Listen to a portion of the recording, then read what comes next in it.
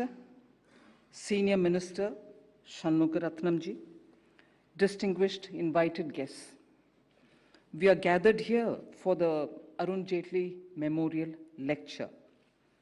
It was in August 2019 that Shri Arun Jaitley passed away. PM Modi and Government of India, in Arun Jaitley ji's honor, named National Institute of Financial Management after Shri Arun Jaitley. It was also decided that a lecture in his memory will be held annually. However, because of COVID, we could not commence this in 2020 or in 2021. A few words on Shri Arun Jaitley. His remarkable political career, which began with a 19-month imprisonment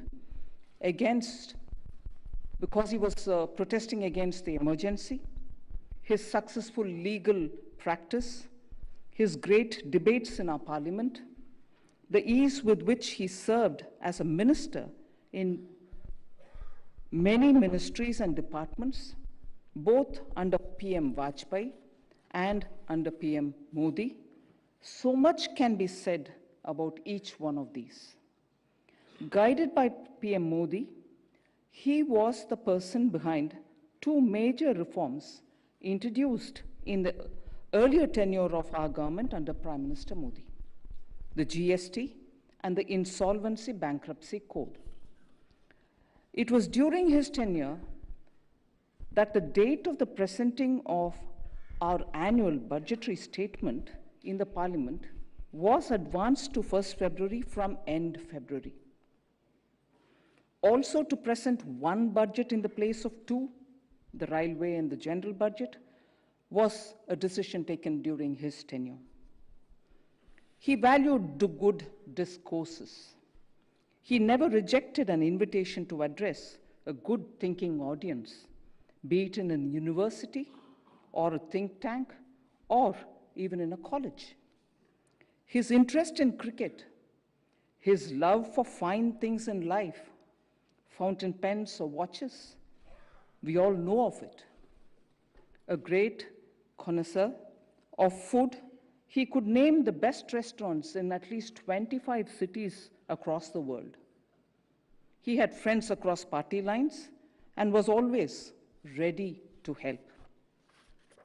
In recognition of the contribution Shri Arun Jaitley made to the nation, the service to the nation, and in order to perpetuate his memory, Ministry of Finance, Government of India is instituting this annual lecture series titled the Arun Jaitley Memorial Lecture. We are grateful and happy that the first Arun Jaitley Memorial Lecture is being delivered by Shri Tharman Shanmugaratnam. Shri Shanmugaratnam is Senior Minister in Government of Singapore. He was previously Singapore's Deputy Prime Minister and before that, Finance and Education Minister. He is concurrently the Chairman of the Monetary Authority of Singapore, the nation's central bank and financial regulator. Mr. Shanmugaratnam has spent his entire working life in public service, in roles principally related to economic and social policies. Again, Mr. Shanmugaratnam co-chaired the G20 High-Level Independent Panel on Financing Future Security from Pandemics in the year 2021. He currently co-chairs the Global Commission on the Economics of Water, which is aimed at re-envisioning and proposing solutions to overcome a growing crisis of access to clean water. He is also a member of the United Nations High-Level Advisory Board on Effective Multilateralism. He also has led the G20 Eminent Persons Group on Global Financial Governance. Mr. Shanmugaratnam chairs the Group of 30, an independent global council of economic and financial leaders. He also chairs the Global Education Forum and the Advisory Board for the UN's Human Development Report. He earlier chaired the International Monetary Fund and Financial Committee, IMFC, for 4 years. He was the first Asian chair. I'm indeed grateful and happy that the first lecture is being delivered by Shri Tharman Shanmugaratnam. Thank you.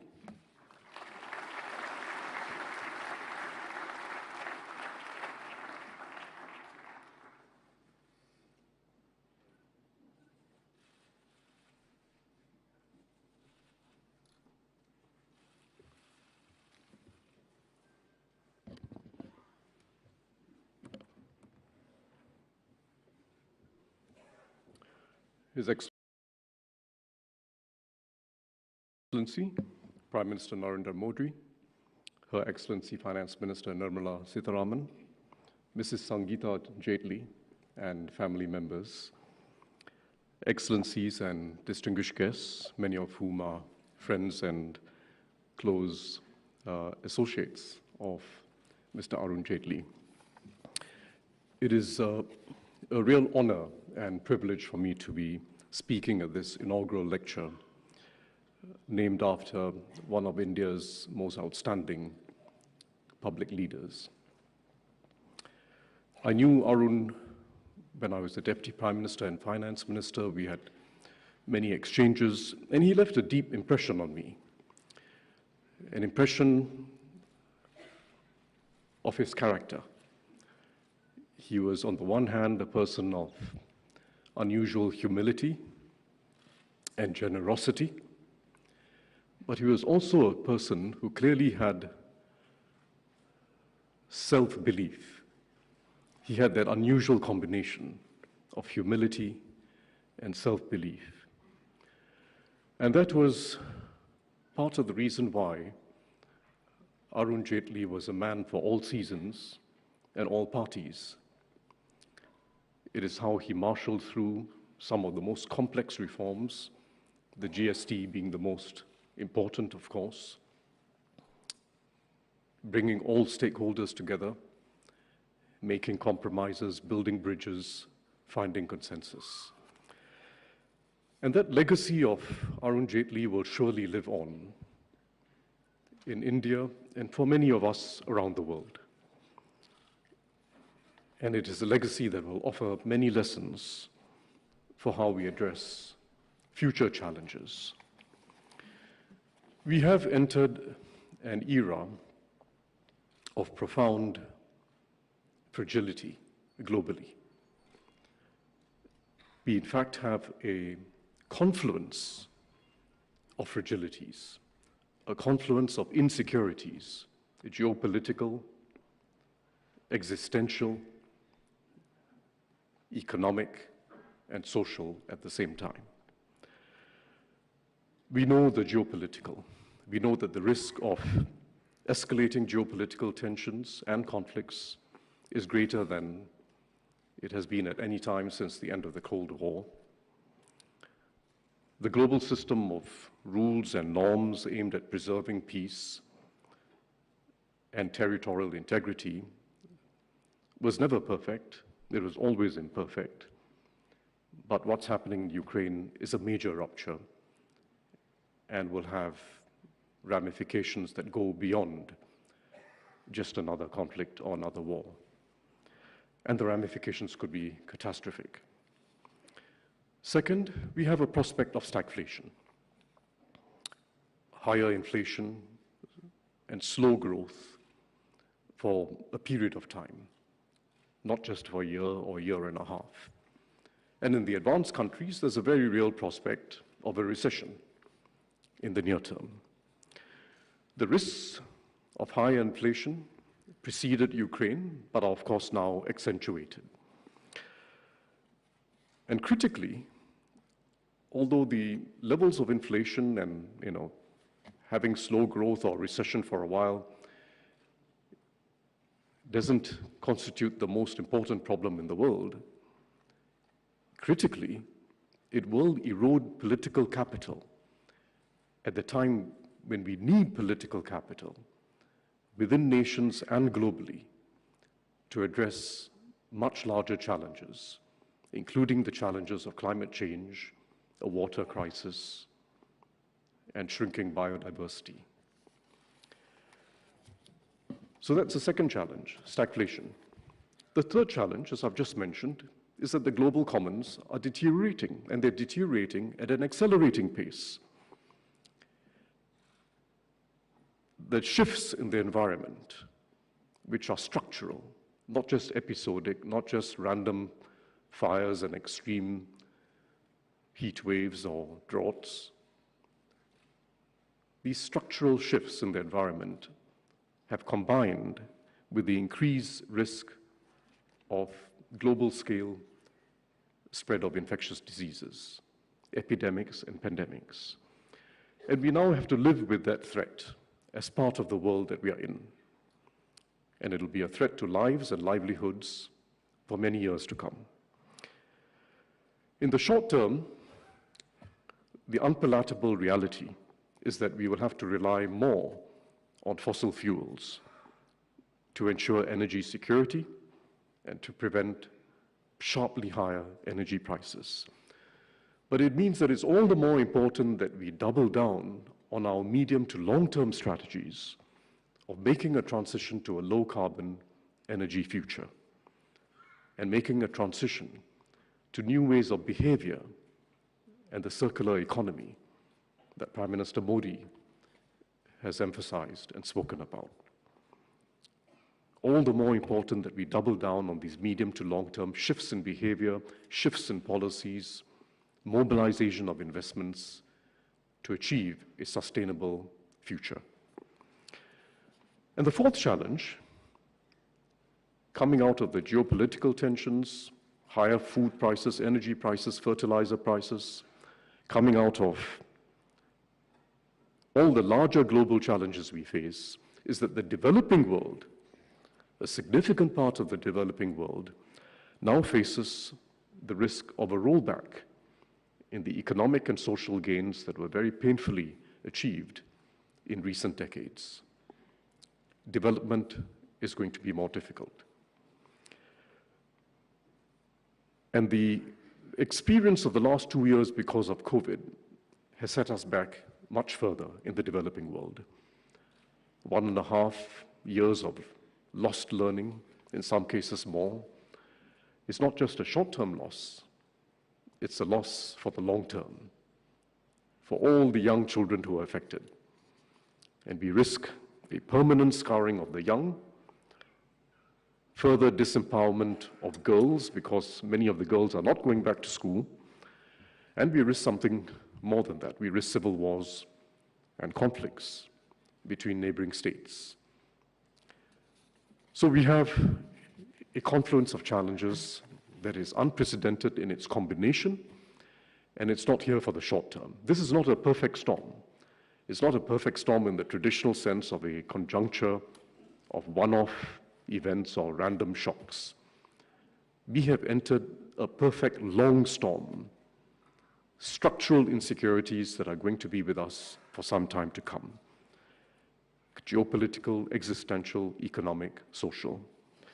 And we cannot wish these insecurities away, nor can we pretend that today's state of multilateralism is going to enable us to address these insecurities. We do need a new and stronger multilateralism, more effective in meeting both the nation's own interests and our collective interests. Overriding priority must be to avoid a polarized world. That the world is becoming more multipolar is irreversible. And that's a mark of success of the global economy. There are many more poles of success and influence. That's irreversible. But we must prevent a multipolar world from becoming a polarized world. That has to be our overriding objective. It requires a new strategic understanding amongst the major nations, an understanding that has to be shaped by what they share in common what their common interests are, which is to provide security from climate change and pandemics, to provide peace, and to avoid global financial crises. These are challenges that every nation faces. Every nation has an interest in avoiding this, avoiding climate change, going beyond the bounds of what will be safe, avoiding pandemics, preserving peace, and avoiding major financial crises. And we have to shape strategic understanding between the major nations around those common interests and define multilateralism on that basis. The rules of the game will have to be updated to make sure that trade is fair, that there's no harmful competition. Supply chains are being diversified, not just because of COVID. It was happening before COVID, and COVID has accelerated it. But let's not retreat from an open, integrated global order, which has been hugely beneficial to all nations, including the largest nations. It will not assure us of peace. Economic interdependence does not assure us of peace, but it makes peace much more likely than a world of increasingly decoupled markets, data, payments, technologies. We must stay open and stay integrated. Achieving this will require geopolitical skill and leadership. And India will be taking over the G20 presidency next year at this very important time, when leadership is required and new directions are required, including new directions in the existing multilateral institutions, like the World Bank, like our multilateral development banks, which have to be refashioned for a world that is fundamentally different from the time when they were originally established. A world where the challenges of the global commons are central to every nation's future, including especially developing nations, in addition to poverty alleviation. India itself is looking to its next 25 years, having reached 75 years of independence. It has emerged with strength from COVID, and it is now looking to create, as Prime Minister Modi says, the new India. And India's challenges in the next 25 years are enormous, despite all the global challenges we face. In fact, India has greater opportunity than any other major nation in the next 25 years. But realizing the opportunity will require higher ambition in growth, higher ambition in social inclusivity, and high ambition in developing a sustainable society and economy. It also requires greater urgency. India will have to accelerate the pace of reforms that has been started and reorient the role of government. But India is able to build on the very distinctive achievements of recent years. I would say dramatic achievements of recent years. Two in particular.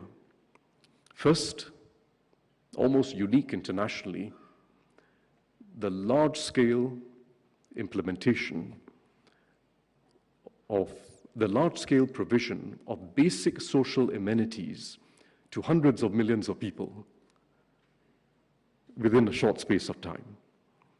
Hundreds of millions of people, basic social amenities, toilets, electrification of all villages. 98% of India is now having access to electricity. Perhaps not the entire day, but it's got access to electricity which didn't exist before. Clean cooking gas, when in fact hundreds of millions of people depended on pollutive forms of ways of cooking in the past, with great impact on their health, particularly the women. Primary healthcare centers, 150,000 primary healthcare centers being set up all around the country to provide near close access wherever people live, all as part of Ayushman Bharat, public health assurance. Most recently, functioning water taps and water pipes all across the country. Work in progress, but a very important task. And all of these, if you think about them, toilets, electrification, clean cooking gas, functioning water taps, particularly empower women. It's the women who've been spending hours every day queuing up for water. They particularly empower women. And I know Prime Minister Modi started this in Gujarat some years ago, but this is an immense historical task, correcting a legacy of neglect for the poor, for ordinary people in the rural areas, and for girls and women. Immense historical task. So that's the first unusual achievement of recent years that India builds on as it looks to the future. The second, equally dramatic, is what has been achieved to provide for digital and financial inclusion, again on an immense scale. In a country with 29 different states, with different democratically elected governments, and vastly differing stages of development. Immense achievement. And I don't need to elaborate about it, but the India stack, starting with Aadhaar and UPI, Unified Payments Interface, so that everyone can make digital payments, is a remarkable achievement on a global scale. There's been no financial innovation of that scale and speed achieved in any other country. We now need the same boldness of political and social vision, the same attention to implementation, the same ability to cut through red tape, the same ability to mobilize the ground, and to have center and states work closely together to address the very important challenges of the next 25 years. First, creating vastly more jobs, including jobs for the low-skilled and semi-skilled. Second, creating a more sustainable economy and society, and demonstrating to the world how this can be achieved whilst continuing to develop. And thirdly, underpinning everything else, investing in social mobility, investing in quality in education and basic healthcare, so as to create opportunities for all. In other words, India needs not just an India stack, but a social development stack, going beyond the provision of basic social amenities, the toilets, electricity, clean cooking gas, and so on. Very important, but going beyond that to now develop opportunity for people to, on a self-determining basis, achieve better lives through education, better healthcare. And it can be achieved because the same almost missionary zeal for implementing reforms on the ground, the same ability to work with all stakeholders can be applied to this very large task of upgrading the majority of young Indian persons' futures, starting from young and skilling them through life. It needs urgency. As Prime Minister Modi said on India's 75th anniversary, this is India's Amrit Kal, its critical moment. As he put it, we have to start now. We don't have a moment to lose. And the next decade will be critical, not just the next 25 years. The next decade will be critical because there is a race against demography. There's a very large group of young people, as large as China faced at an earlier phase of history. 580 million Indians are below the age of 50, below the age of 25. That's a large number of people who need to be quickly skilled, given confidence to earn their own success in the workforce. For those of us who are from outside India, those who are economists, academics, observers, well-meaning observers, we must recognize the complexity of these challenges. And part of the complexity comes from the fact that India is now unraveling what are very deep legacies that go back to the earliest pre-independence years, and in some instances, go back to the colonial era. A legacy of economic thinking and strategies that from the earliest years of independence relied on state control of the economy and complex and frequently changing regulation. Very strong legacy, which has not disappeared from India. A legacy of preference for capital-intensive industry rather than labor-intensive industry, and inadequate attention pays to job creation. A legacy going back to the pre-independence years of letting people live with very low incomes in the rural areas for all their lives, rather than finding ways to reform and allow people to be freed up to move into more productive activity.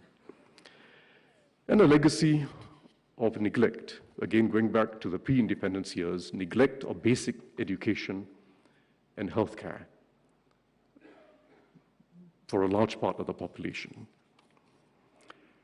Of course, a legacy of unequal treatment of girls and women as well. Each of these is now being unraveled. It takes time. It's not just one or two policies. It will take missionary zeal, but there's urgency now in moving faster. India needs this urgency. It requires much higher growth and much deeper inclusivity, and the two go together. You cannot sustain high growth for 25 years, let alone 40 years, without much deeper inclusivity, and you cannot achieve inclusivity without higher growth. As Arun Jaitley put it in 2017, he asked the question, how do you fight poverty? And as he put it, you need a high level of growth. Growth brings in resources, and the policies of the state have to be aimed at achieving a high level of growth. It's absolutely necessary to tackle poverty and achieve inclusivity. But he also asked, will growth itself address or remove poverty? No, growth itself doesn't. You also need social activism, putting the poor at the forefront of thinking, of public consciousness, of policy, putting the poor at the forefront. And again, I know that Prime Minister Modi has been talking about this very recently. I will talk briefly about growth and jobs, and then I will talk about inclusivity. And I will not cover the ground comprehensively in the interest of time, but let me first say that India is not going to be able to achieve its economic or social ambitions in the next 25 years without substantially higher growth ambition. India must grow by at least 8 to 10% over the next 25 years, 8 to 10% a year. It is the only way in which it is going to be able to both lift average incomes and per capita income, as well as create many more jobs. To do both at the same time, to lift per capita income significantly, and to create many more jobs for a large young population, you need higher growth. And 8 to 10% is the minimum that has to be achieved in the next 25 years. We've seen in many developed economies, and even in China in the last 10 years, a situation where productivity is achieved at the expense of jobs. In fact, the employment rate in many developed countries has come down in the last 10 years. It has also come down in China. China has sustained high productivity growth, but the employment rate has come down. India does not have that luxury. of choosing between productivity growth or job growth. You need the productivity growth because it's the only way in which incomes are going to grow, but you need a lot more job growth. And it can be achieved because that's what East Asia, several East Asian economies did. In fact, for 40 years, growth of above 8% for 40 years, allowing for both productivity growth to be healthy and strong, and very significant job growth keeping pace with the growth in the working age population. It can be achieved in India. One of the reasons why it can be achieved is that there's wide disparity within India itself. There's tremendous divergence within India between the states that are doing well and the states that are lagging. And there must be ways of closing that divergence, achieving convergence within India. That itself will boost growth. Second, this huge opportunity to free up a large part of the population that is still stuck in low productivity activity in the rural sector. It's not as if people want to be stuck with low incomes. It requires major policy shift, major reform, and innovation in agriculture, and it can be achieved.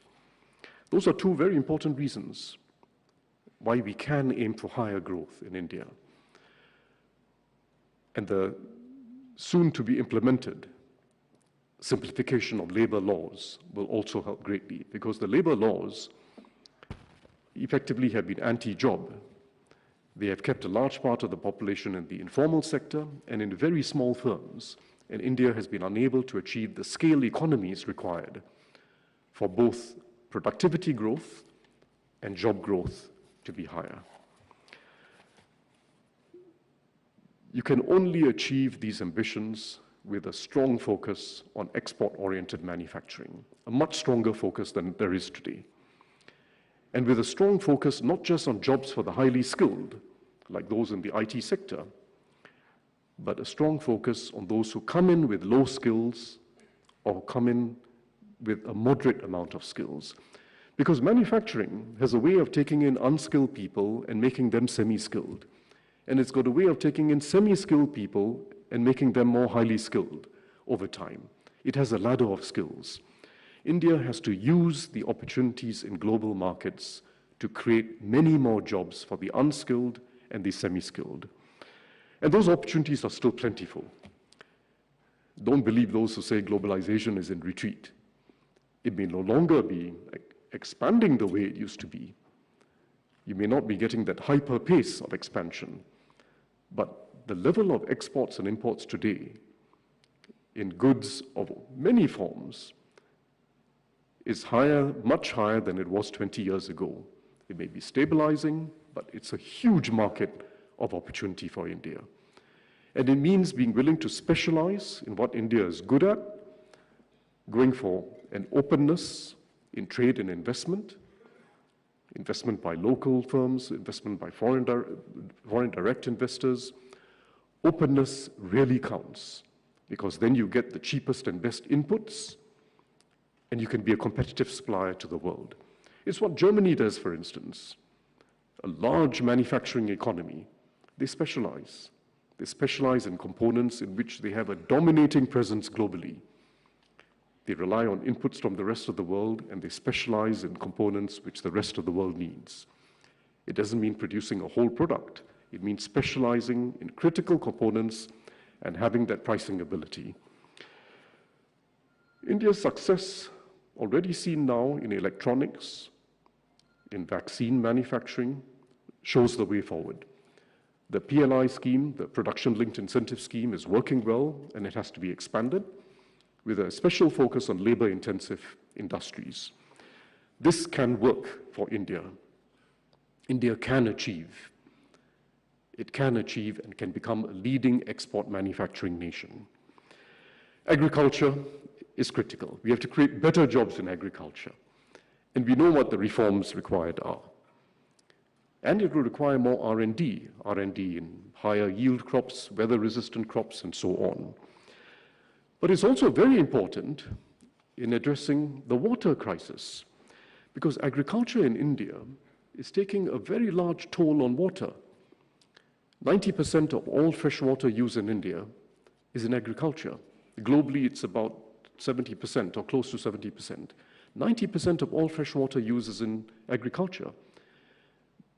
We need a far more efficient system of water use, precision irrigation, innovations that can improve soil quality.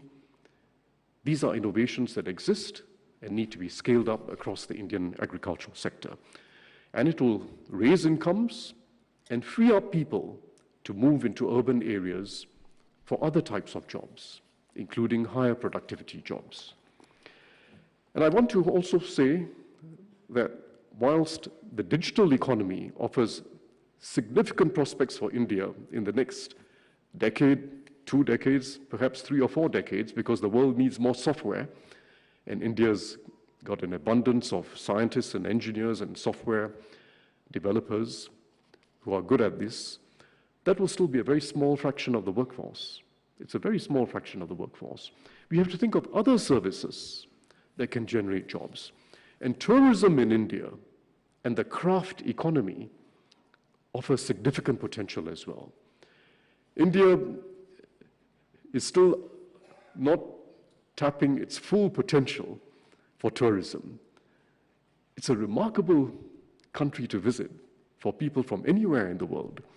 I mean, natural attractions like Kaziranga in Assam, or Kutch in Gujarat, or Kumarakom in Kerala, diverse natural attractions, historic sites like Kushinagar in UP, Kumbakonam in Tamil Nadu, many sites, many experiences. I've just given you 5 or 6 examples, and I was only using those starting with the letter K. So you can imagine if I was to take the whole alphabet. It's a land of diversity, richness, and depth of historical heritage. Still not fully tapped. But likewise, the craft economy. There's a multitude of villages around India where you have craftspersons, men and women, weaving, doing pottery, doing craft of various forms. Some of them are farmers who spend part of their time doing this. It's a huge opportunity for developing non-farm incomes in India. That combination of tourism and developing the craft economy, unique, differentiated products all over India. And I just wanted to highlight that opportunity. Finally, let me move to inclusivity, which underpins everything else. We must address the challenge of child stunting soon. It's still a major challenge. Almost 40% of Indian children are stunted. We know the causes: malnutrition, poor diets when young. Again, there's reason for optimism because the recent programs that have been introduced are working well. Poshan Abhiyan, started in some states, has been working well. Significant improvements in maternal health. And the recently launched Nutrition Smart Village initiative, which has to be scaled up across the country, offers promise, harnessing traditional recipes to give people better diets. But it's such an important investment. There's no public investment with higher long-term return than eradicating childhood stunting. Next, education. The new economic policy has been launched.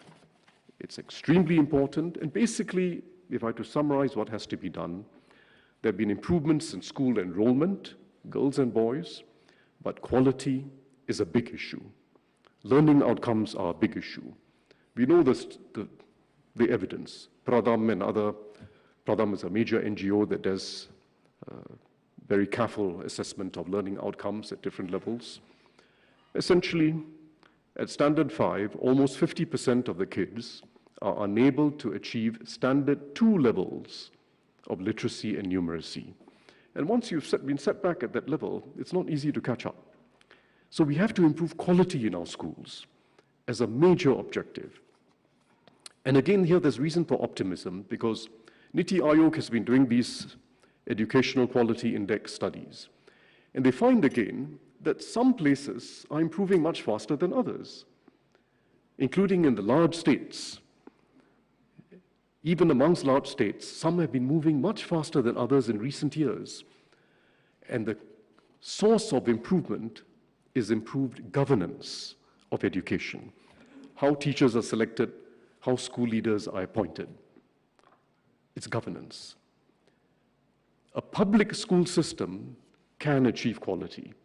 I say this coming from Singapore because we have a very highly regarded education system. It's a public school system. None of the countries in the upper band of the annual PISA rankings, or once in 2 year PISA rankings, none of them have decentralized school systems. They all have public school systems or school systems that are coordinated by the public sector. And as India's enrollments have gone up, with a large increase in enrollments in the public schools, it is critical that we bring quality into the public school system. And finally, higher education needs reform. The Prime Minister just spoke about this recently again. Like many other countries in the world, and like China, in fact, India's higher education system has been overly academically oriented. And it just hasn't prepared the vast majority of graduates for the working world. The large corporations take some of them in and then they put them through an additional year of training just to make them ready for work. But higher education has to have a stronger applied and skills orientation. And we need to follow that up through the years once people are in their career. Skills centers and skills-oriented universities are critical. I just came from one in Assam because at the suggestion of the Prime Minister, Singapore has been collaborating with the Assam state government to set up a skills center. These are all doable directions. We can achieve it. Reform education, improve governance, focus on skills. Let me conclude by saying something of a broader nature. I was listening recently to an outstanding musical performance by 3 of India's most accomplished classical musicians, Zakir Hussain, Kala Ramnath, Jayanti Kumaresh, tabla, violin, veena. Traditions of both the North and South. The 3 of them came together. And they've been performing across the United States to full crowds. In fact, they're going to be performing in Singapore in a few weeks' time, and I will be there together with my wife. Now, they decided to call themselves, for the purpose of these performances, Triveni. Triveni named after Triveni Sangam, the mythical confluence of rivers, Ganga, Yamuna, and Saraswati. So they call themselves Triveni. And I was just listening to them, and I realized this was an unusual confluence, because it was not just about their individual genius, and they are musical geniuses, each of them. Each of them are geniuses. But it was not just the individual genius. As you listen to a performance of that nature, it's all about improvisation, as you know.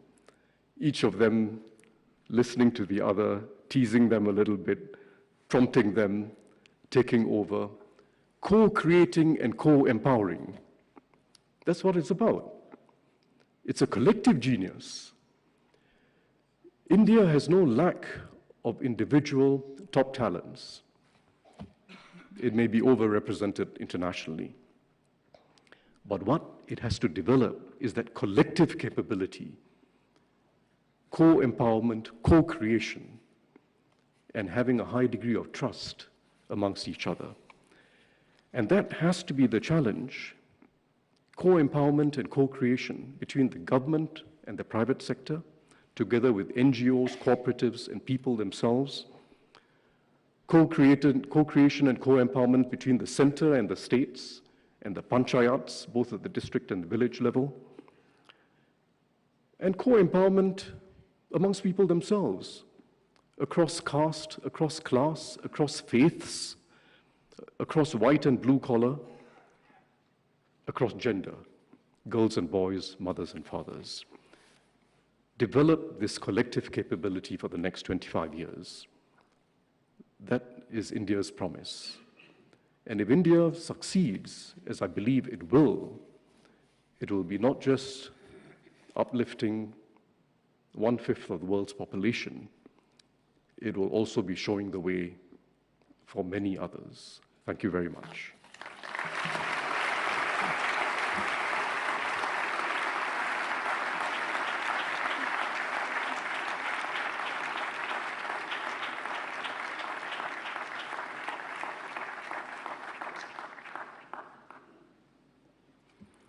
I thank Honorable Senior Minister from Singapore, Shri Tharman Shanmugaratnam, for this comprehensive inaugural lecture on India's journey towards growth with inclusivity and inclusivity with growth. अब मैं माननीय प्रधानमंत्री जी से अनुरोध करूंगा कि वो हम सबको संबोधित करें।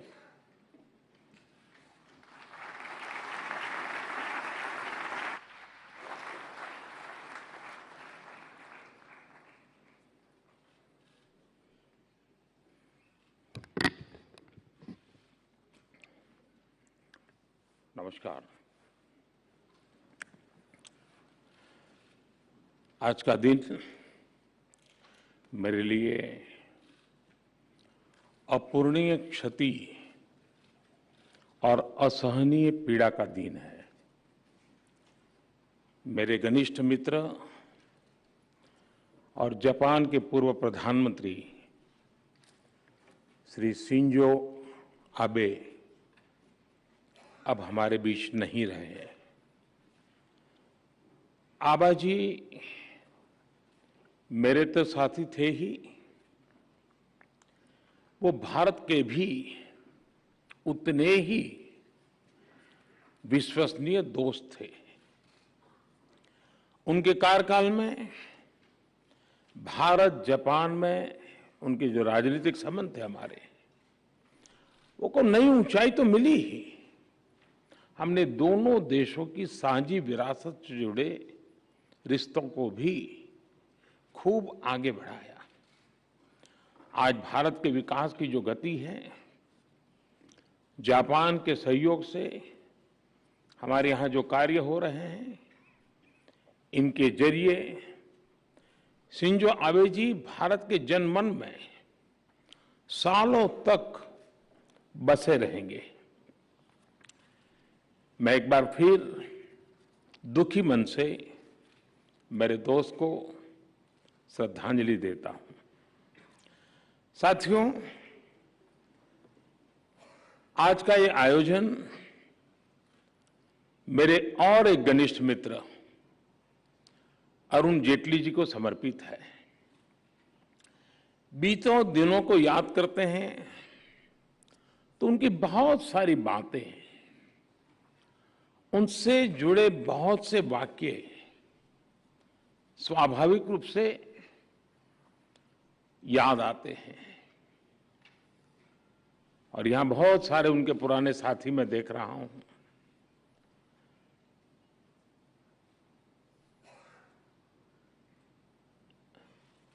उनकी ऑरेटरी, हम सब उसके कायल थे। और उनके वन लाइनर लंबे अरसे तक हवा में गूंजते रहते थे। उनका व्यक्तित्व विविधता से भरा था और उनका स्वभाव सर्वमित्र वाला था। यहां जितने भी लोग दिखते हैं, हर एक की अलग अलग दुनिया है, लेकिन सब अरुण के मित्र थे। ये अरुण के सर्वमित्र की विशेषता थी। और उनके व्यक्तित्व की इस खूबी को सभी आज भी याद करते हैं और हर कोई अरुण की कमी महसूस करता है। मैं अरुण जेटली जी को अपनी विनम्र श्रद्धांजलि देता हूं। साथियों, अरुण जी की स्मृति में इस लेक्चर का जो विषय रखा गया है, growth through inclusivity, inclusivity through growth, वो सरकार की डेवलपमेंट पॉलिसी का मूल मंत्र है। मैं थर्मन जी का विशेष रूप से आभारी हूं कि उन्होंने हमारे निमंत्रण को स्वीकार किया और मैंने कई बार उनको सुना भी है, उनको मैं पढ़ता भी रहता हूं। उनकी बातों में, उनके अध्ययन में, वो सिर्फ भारत में ही बोलते हैं तब नहीं, दुनिया के अन्य देशों में भी जब जाते हैं तो काफी रिसर्च करते हैं। लोकल टच उनकी हर एकेडमिक थिंकिंग में, उनकी फिलॉसफी में बहुत सटीक तरीके से वो उसको नीट करते हैं। आज भी हम सब ने अनुभव किया, बहुत ही अच्छे ढंग से उन्होंने वैश्विक परिस्थिति से लेकर के हमारे देश के बच्चों तक हमें ले आए। मैं उनका बहुत आभारी हूं, उन्होंने समय निकाला। साथियों, जिस विषय पे यहां चर्चा हो रही है, जिस विषय को लेकर के आज अरुण जेटली व्याख्यान माला का हमारा प्रारंभ हुआ है, अगर मैं इसी को सरल भाषा में कहूं तो एक प्रकार से ये थीम, मेरी सीधी सादी भाषा में मैं कहूंगा, सबका साथ सबका विकास। लेकिन इसके साथ ही इस लेक्चर की थीम आज के पॉलिसी मेकर्स के सामने आ रही चुनौतियां और दुविधाओं को भी कैप्चर करती है। मैं आप सभी से एक प्रश्न पूछना चाहता हूं, क्या बिना इंक्लूजन के सही ग्रोथ संभव है? आप अपने आप को पूछिए, क्या बिना ग्रोथ के इंक्लूजन के बारे में सोचा भी जा सकता है? क्या हेड ऑफ द गवर्नमेंट के तौर पर मुझे 20 साल से भी अधिक समय से काम करने का अवसर मिला है और मेरे अनुभवों का सार यही है कि बिना इंक्लूजन के रियल ग्रोथ संभव ही नहीं है और बिना ग्रोथ के इंक्लूजन का लक्ष्य भी पूरा नहीं किया जा सकता। और इसलिए हमने ग्रोथ थ्रू इंक्लूसिविटी का रास्ता अपनाया, सबके समावेश का प्रयास किया। बीते 8 वर्षों में भारत ने इंक्लूजन के लिए जिस स्पीड के साथ काम किया है, जिस स्केल पर काम किया है, वैसा उदाहरण आपको पूरी दुनिया में कभी भी नहीं मिलेगा। बीते 8 साल में भारत ने 9 करोड़ से ज्यादा महिलाओं को मुफ्त गैस कनेक्शन दिया है। 9 करोड़। ये संख्या south Africa, Australia, Singapore, New Zealand, इसकी सारी आबादी को भी जोड़ दें तो उससे भी ज्यादा होती है। यानी आप स्केल देखिए, बीते 8 साल में भारत ने 10 करोड़ से ज्यादा टॉयलेट्स बनाकर गरीबों को दिए हैं। थर्मन जी ने इसका बड़ा पैशन होकर के उल्लेख किया। यह संख्या साउथ कोरिया की कुल आबादी के 2 गुने से भी ज्यादा है। बीते 8 साल में भारत ने 45 करोड़ से ज्यादा जनधन बैंक अकाउंट खोले हैं। यह संख्या भी Japan, Germany, Britain, Italy, Mexico, इनकी टोटल पॉपुलेशन से भी करीब करीब उसके बराबर है। बीते 8 साल में भारत ने गरीबों को 3 करोड़ पक्के घर बनाकर दिए हैं। और मुझे याद है, एक बार आप ही के मंत्रिपरिषद के साथ ही ईश्वरन से मेरी बात हो रही थी, सिंगापुर के मिनिस्टर। जब मैं उनको ये स्केल बताता था हाउसिंग का, तो ईश्वरन ने मुझे कहा, तो आपको तो हर महीने एक नया सिंगापुर बनाना पड़ेगा। मैं आपको growth through inclusivity, inclusivity through growth का एक और उदाहरण देना चाहता हूं। भारत में कुछ साल पहले हमने आयुष्मान भारत योजना शुरू की थी। जिसका उल्लेख थर्मन जी ने किया, और आने वाले प्रमुख सेक्टर में उन्होंने हेल्थ सेक्टर की चर्चा भी की है। इस योजना की वजह से 50 करोड़ से ज्यादा गरीबों को अच्छे से अच्छे अस्पताल में और हिंदुस्तान में कहीं भी 5 लाख रुपए तक का मुफ्त इलाज मिलना सुनिश्चित हुआ है। 50 करोड़ लोगों को 5 लाख रुपए तक मुफ्त इलाज। बीते 4 साल में आयुष्मान भारत की वजह से देश के 3.5 करोड़ से ज्यादा लोगों ने अपना मुफ्त इलाज कराया है। हमने इस योजना में इंक्लूजन पर फोकस किया। गरीब से गरीब जो है, आखिर की पंक्ति में बैठा हुआ है, उसको भी आरोग्य के संबंध में आवश्यक अच्छी सुविधा मिले। और समय के साथ हमने देखा है, वो पहलू तो इंक्लूजन का है, लेकिन समय ने ये बताया है कि इससे ग्रोथ का रास्ता भी बनता चला गया। जो पहले एक्सक्लूडेड थे वो विकास की मुख्य धारा से जुड़े, तो डिमांड भी बढ़ी और ग्रोथ के लिए अपॉर्चुनिटी का भी विस्तार हुआ।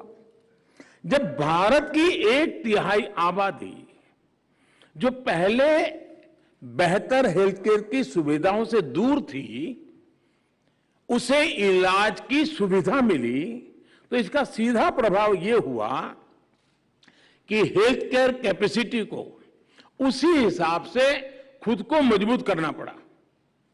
मैं आपको बताता हूं कि आयुष्मान भारत योजना ने कैसे पूरे हेल्थ केयर सेक्टर को ट्रांसफॉर्म कर दिया है। 2014 से पहले हमारे देश का औसत था, एवरेज 10 साल में करीब 50 मेडिकल कॉलेज बना करते थे। 10 साल में 50 मेडिकल कॉलेज, इतने बड़े देश में। जबकि भारत में पिछले 7-8 साल में पहले के मुकाबले 4 गुना से ज्यादा, यानी करीब करीब 209 नए मेडिकल कॉलेज बनाए गए हैं। अब आप कल्पना कर सकते हैं कि कहां 50 और कहां 209। और आने वाले अभी 10 साल का जब हिसाब लगाऊंगा तो ये मामला और आगे बढ़ने वाला है, वो 400 तक पहुंचने वाला है। बीते 7-8 साल में भारत में अंडर ग्रेजुएट मेडिकल सीट्स में 75% की बढ़ोतरी हुई है। भारत में अब एनुअल टोटल मेडिकल सीट्स की संख्या बढ़कर लगभग 2 गुना हो चुकी है। यानी अब देश को कहीं ज्यादा डॉक्टर मिल रहे हैं। देश में तेजी से आधुनिक मेडिकल इंफ्रास्ट्रक्चर निर्माण हो रहा है। इंक्लूसिवनेस के लिए लाई गई एक योजना का जमीन पर ग्रोथ की दृष्टि से भी इतना बड़ा प्रभाव हम बिल्कुल देख सकते हैं, हम उसको आंक सकते हैं। और मैं तो आपको ऐसी दर्जनों योजना गिना सकता हूं। भारत के डिजिटल इंडिया अभियान ने, जिसका उल्लेख भी थर्मन जी ने किया, लगभग 5 लाख कॉमन सर्विस सेंटर्स ने गांव में रहने वाले गरीब तक भी इंटरनेट की ताकत को पहुंचाया है। भारत के भीम यूपीआई ने करोड़ों गरीबों को डिजिटल पेमेंट की सुविधा से जोड़ा है। भारत की स्वनिधि योजना ने रेहड़ी पटरी वाले साथियों को बैंकिंग व्यवस्था से जुड़ने का अवसर दिया है। जो हमारे यहां नगर पालिका में, महानगर पालिका में है, जो रेहड़ी पटरी वाले होते हैं, जिनके साथ हमारा रोज का नाता होता है। बैंक मैनेजर होगा, उसके घर में रोज रेहड़ी पटरी वाला माल देता होगा, लेकिन उसको बैंक में जगह नहीं होगी। यह हाल था। आज हमने इसको जोड़ दिया है। उसी प्रकार से भारत ने एक बहुत बड़ा काम किया है। दुनिया उस पर काफी कुछ इन दिनों जो अर्थशास्त्री लोग हैं वो लिख भी रहे हैं, बड़ी बड़ी एजेंसियां उसका रेटिंग भी कर रहे हैं। भारत का एक इनिशिएटिव है एस्पिरेशनल डिस्ट्रिक्ट प्रोग्राम। देश के 100 से ज्यादा जिलों में रहने वाले करोड़ों साथियों को अपलिफ्ट कर रहा है। और ये एस्पिरेशनल डिस्ट्रिक्ट की कल्पना ये है कि हिंदुस्तान के और जिलों की तुलना में जो पीछे रह गए हैं, उनकी आकांक्षाओं को हम एड्रेस करें, उनको उस राज्य की टॉप पोजीशन की बराबरी तक ले आए और फिर धीरे धीरे उसको नेशनल टॉप की बराबरी तक ले आए।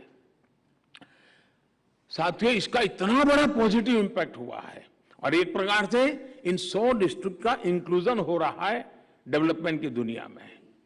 भारत की राष्ट्रीय शिक्षा नीति और एक बहुत बड़ा पैराडाइम शिफ्ट है और शिक्षा पर भी थर्मन जी ने काफी बल दिया अपनी बातचीत में। भारत की राष्ट्रीय शिक्षा नीति मातृभाषा में, मदर टंग में पढ़ाई पर जोर दे रही है। जो अंग्रेजी नहीं जानता, जो एक्सक्लूडेड है, उसे अब मातृभाषा में पढ़कर आगे बढ़ने का मौका मिलेगा। भारत की उड़ान योजना, इसने देश के, हमने कई हवाई पट्टियों को जीवंत कर दिया, नए एयरपोर्ट बनाए, दूर दूर टियर 2, टियर 3 सिटी में भी हम चले गए और उड़ान योजना लाए। एक फिक्स अमाउंट में हवाई जहाज में सफर की एक रचना की। भारत की उड़ान योजना ने देश के अलग अलग कोनों को हवाई मार्ग से जोड़ा है। गरीब को भी हवाई जहाज में उड़ने का हौसला दिया है और मैं कहता था हवाई चप्पल पहनने वाला भी अब हवाई जहाज में बैठेगा। यानी इंक्लूजन भी हो रहा है, ग्रोथ भी हो रहा है। उसी का परिणाम है आज भारत के में एविएशन सेक्टर का ग्रोथ इतना हो रहा है, 1000 से ज्यादा नए एयरक्राफ्ट के ऑर्डर बुक हुए हैं भारत के लिए। इस देश में 1000 से ज्यादा नए एयरक्राफ्ट खरीदा, क्योंकि पैसेंजर वाला इंक्लूजन का जो हमारा अप्रोच रहा, उसी का परिणाम है। अभी थर्मन जी ने जिसकी बात की, जो मैं गुजरात में जिसको मैंने बहुत मुखरता से काम किया था, जल जीवन मिशन, देश के हर घर को पाइप वाटर सप्लाई से जोड़ रहा है, नल से जल। और उस सिर्फ वो पानी मिलता है नहीं, वो उसका समय बचाता है, कठिनाइयां बचाता है, हेल्दी कंडीशन के लिए वाटर की बहुत बड़ी भूमिका रहती है। उन सारे दृष्टि से ये मिशन बहुत बड़ा सामाजिक जीवन, और जिन्होंने बच्चों के न्यूट्रिशन का विषय किया, उसका संबंध पानी से भी है। शुद्ध पानी, पीने का शुद्ध पानी, ये भी न्यूट्रिशन के लिए, बच्चों के लिए बहुत महत्वपूर्ण विषय है। और हमारा नल से जल अभियान उस इश्यू को भी एड्रेस करने वाला का एक बड़ा महाअभियान का हिस्सा है। सिर्फ 3 साल में ही इस मिशन ने 6 करोड़ से ज्यादा घरों को पानी के कनेक्शन से जोड़ा है। भारत में मोटे तौर पर लगाया हिसाब तो 25-27 करोड़ घर है, उसमें से 6 करोड़ घरों को पानी पहुंचा दिया है जी। ये इंक्लूसिवनेस आज देश के सामान्य मानवी का जीवन आसान कर रही है, उसे आगे बढ़ने का हौसला दे रही है। और किसी भी देश के विकास में इसका कितना महत्व है, ये आप अर्थ जगत के लोग जो यहां बैठे हैं वो भली भांति इस बात को जानते हैं। मैं आपको एक और उदाहरण देना चाहता हूं। आप भी जानते हैं, और ये तो मैंने देखा है कि यूएन में भी इसकी चर्चा होती है, एसडीजी में भी उसकी डेवलपमेंट गोल के अंदर इन मुद्दों पर चर्चा होती है। और वो क्या रहा है, दुनिया में दशकों से अनेक देशों में प्रॉपर्टी राइट्स ये बहुत बड़ा इश्यू बना हुआ है। और जब प्रॉपर्टी राइट्स की बात करते हैं, तब समाज के जो आखिरी लोग होते हैं वो सबसे ज्यादा वल्नरेबल होते हैं, उनके पास कोई दस्तावेज नहीं होता है, सबसे ज्यादा मुसीबतें उनको झेलनी पड़ती है। लेकिन आपको जानकर के खुशी होगी कि भारत ने इस दिशा में जिस तेजी से काम किया है वो अभूतपूर्व है। और मैं मानता हूं दुनिया के एकेडमिशियंस, दुनिया के इकोनॉमिस्ट इस विषय को अध्ययन करेंगे और दुनिया के सामने इस विषय को प्रस्तुत करेंगे कि स्वामित्व योजना के माध्यम से देश के ग्रामीण क्षेत्र में घरों और इमारतों की मैपिंग का काम बड़े पैमाने पर चल रहा है। अभी तक भारत के 1.5 लाख गांवों में ये काम हम ड्रोन की मदद से करते हैं। ड्रोन से सर्वे होता है और टेक्नोलॉजी का भरपूर उपयोग होता है और पूरा गांव वहां मौजूद रहता है जब ये सारी प्रोसेस होती है तब। और 1.5 लाख से अधिक कामों में ड्रोन से ये सर्वे पूरा किया जा चुका है और 37,000 स्क्वायर किलोमीटर, आप कल्पना करिए, ड्रोन के माध्यम से 37,000 स्क्वायर किलोमीटर जमीन की मैपिंग का काम हो चुका है, मतलब उन घरों से जुड़ी हुई जमीन वाला। और 80 लाख से ज्यादा लोगों के लिए प्रॉपर्टी कार्ड बनाए जा चुके हैं और ये भी जो मालिक है उसकी सहमति से होता है, उसके साथ विचार विमर्श होता है, उसके अड़ोस पड़ोस के लोगों के साथ विचार विमर्श होता है। एक लंबी प्रक्रिया है और इसका मतलब यह हुआ कि इससे गांव के लोगों को बैंक लोन मिलना आसान हुआ है, उनकी जमीन अब कानूनी विवादों से भी बच रही है। साथियों, आज का भारत रिफॉर्म्स बाय कंपल्सन के बजाय रिफॉर्म्स बाय कन्विक्शन से आने वाले 25 साल का रोड मैप तैयार कर रहा है।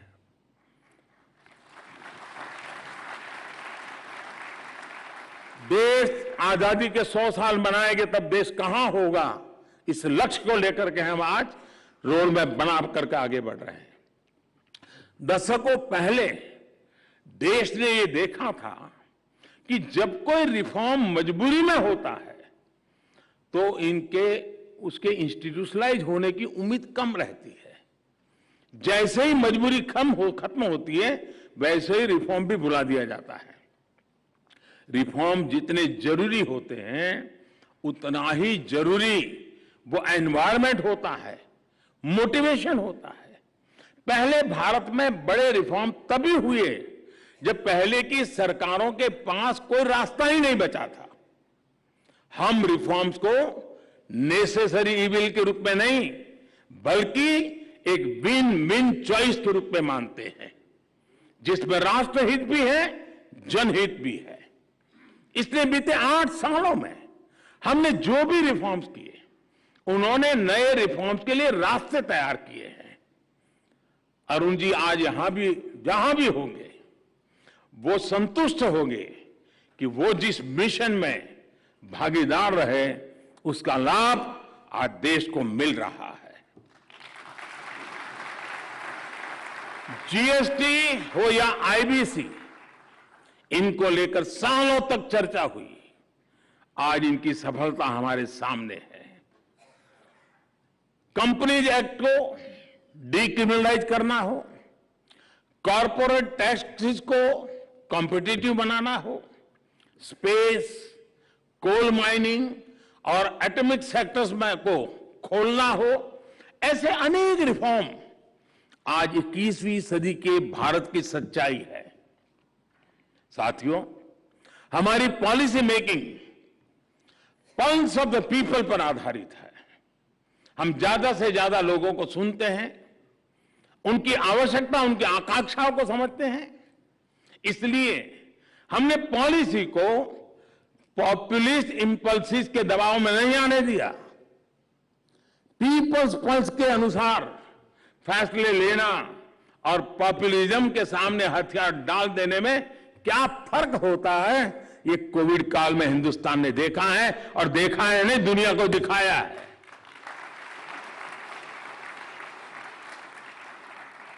बड़े बड़े अर्थशास्त्री क्या कह रहे थे पैंडेमिक के समय?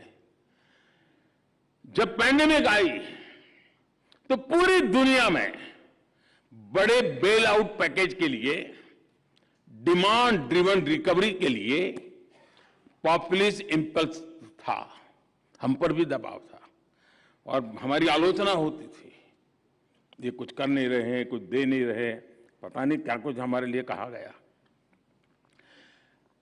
ये भी कहा गया कि लोग चाहते हैं, एक्सपर्ट ये चाहते हैं, बड़े बड़े विद्वान ये चाहते हैं, लेकिन भारत दबाव में नहीं आया। उसने एक अलग अप्रोच अपनाई और बहुत समझदारी के साथ, शांत मन से अपनाई। हमने पीपल फर्स्ट अप्रोच के साथ गरीब को सुरक्षा दी, महिलाओं, किसानों, एमएसएमई पर ध्यान दिया। हमने दुनिया से अलग इसलिए कर पाए क्योंकि हमें पीपल्स पल्स यानी जनता क्या चाहती है, उसकी क्या चिंता है, इसका एहसास है। इसलिए भारत की रिकवरी और बाकी दुनिया की रिकवरी में जो फर्क है वो हम साफ देख सकते हैं। साथियों, मैं अक्सर मैक्सिमम गवर्नमेंट, मिनिमम गवर्नमेंट और मैक्सिमम गवर्नेंस का आग्रह करता रहा हूं। हमारी सरकार ने ऐसे 1,500 कानूनों को खत्म कर दिया है जो लोगों के जीवन में अनावश्यक रूप में दखल दे रहे थे। 1,500 कानून।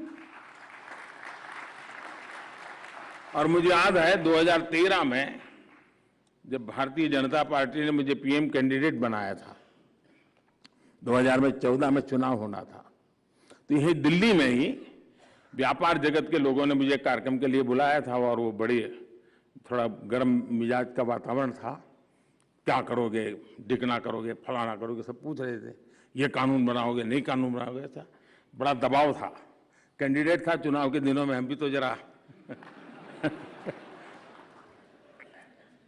मैंने कहा देखिए आप कानून बनाना चाहते हैं, लेकिन मैं आपको एक वादा करता हूं, मैं हर दिन एक कानून खत्म करूंगा। नए बनाने की गारंटी नहीं देता हूं, खत्म करूंगा। और पहले 5 साल में 1,500 कानून खत्म करने का काम पूरा कर दिया साथियों, जो कानून जनता सामान्य पर बोझ बनते हैं। साथियों, आपको जानकर के खुशी होगी, हमारी सरकार ने 30,000 से ज्यादा, यानी आंकड़ा भी आप चौंक जाएंगे जी, 30,000 से ज्यादा ऐसे कंप्लायंसेस को भी कम कर दिया है जो ईज ऑफ डूइंग बिजनेस में और ईज ऑफ लिविंग में बाधा बने हुए थे।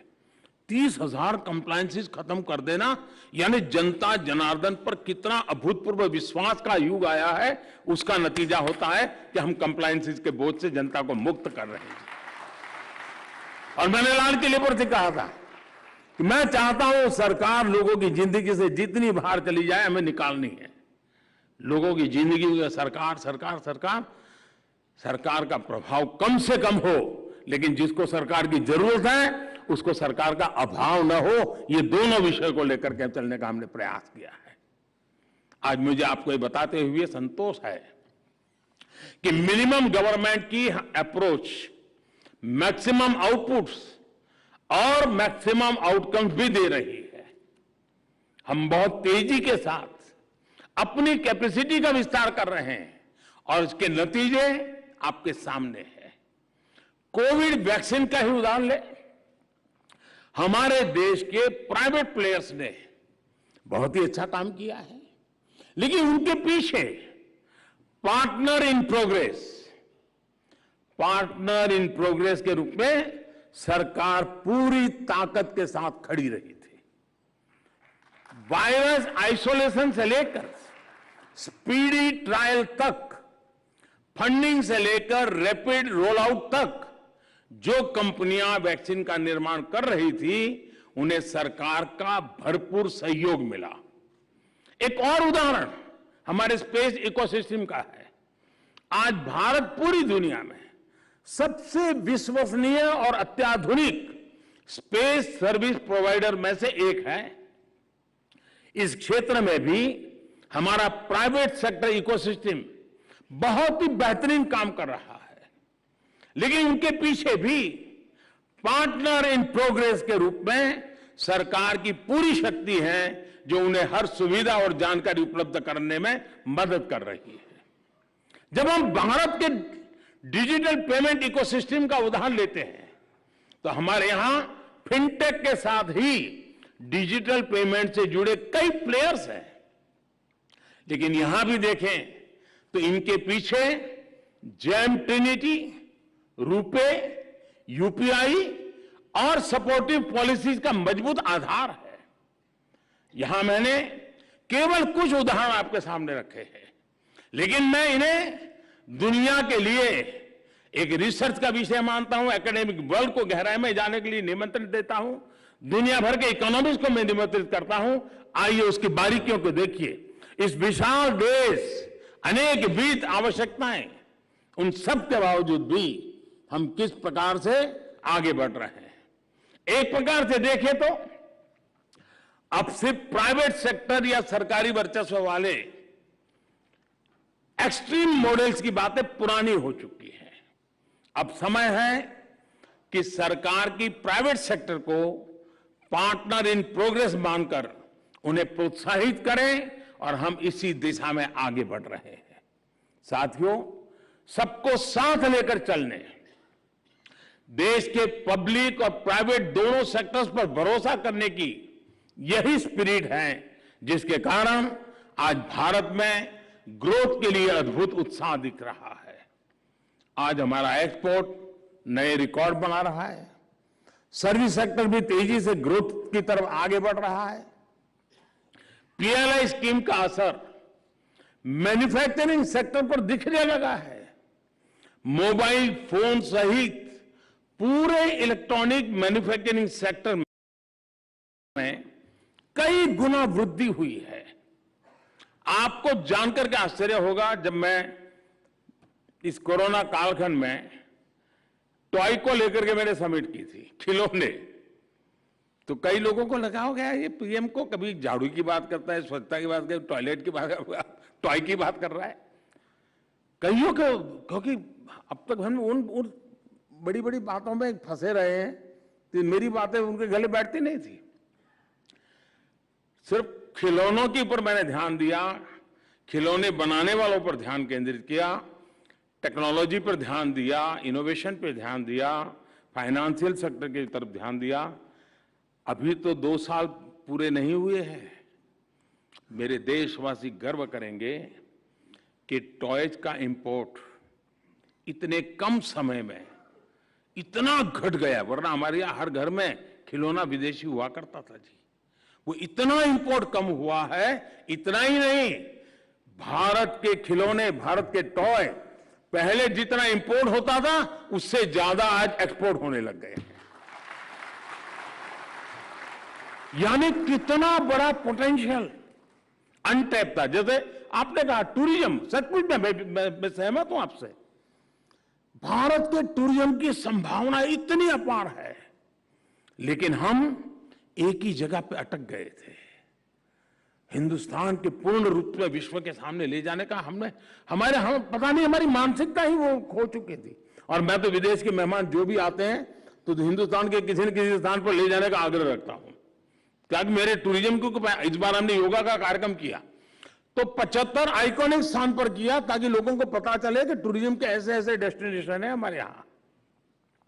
टूरिज्म की संभावनाएं, आपने सही फरमाया, पूरे विश्व के लिए एक बहुत बड़ा आकर्षण का केंद्र बन सकता है भारत। साथियों, हमारी डिजिटल इकोनॉमी भी तेजी से आगे बढ़ रही है। फिजिकल और डिजिटल इंफ्रास्ट्रक्चर पर रिकॉर्ड निवेश हो रहा है। यानी हमारे ग्रोथ इंजन से जुड़ा हर सेक्टर आज पूरी क्षमता से चल रहा है। साथियों, आजादी का यह अमृतकाल भारत के लिए अनगिनत नए अवसर लेकर आ रहा है। हमारा निश्चय पक्का है, हमारा इरादा अटल है। मुझे विश्वास है हम अपने संकल्पों को सिद्ध करेंगे, 21वीं सदी में उस ऊंचाई को प्राप्त करेंगे जिसका भारत हकदार है। और जैसा थर्मन जी कुछ चैलेंजेस के लिए बता रहे थे, मैं मानता हूं चुनौतियां हैं, लेकिन अगर चुनौतियां हैं तो 130 करोड़ सॉल्यूशन भी है। ये मेरा विश्वास, और उन विश्वास को लेकर के चुनौतियों को ही चुनौती देकर के आगे बढ़ने का संकल्प लेकर के चल रहे हैं। और इसलिए हमें इंक्लूजन का रास्ता लिया है और उसी रास्ते से ग्रोथ को भी पाने का इरादा रखा है। एक बार फिर अरुण जी को याद करते हुए मैं अपनी वाणी को विराम देता हूं। थर्मन जी का विशेष रूप से धन्यवाद करता हूं। आप सबका भी हृदय से बहुत बहुत आभार व्यक्त करता हूं। धन्यवाद।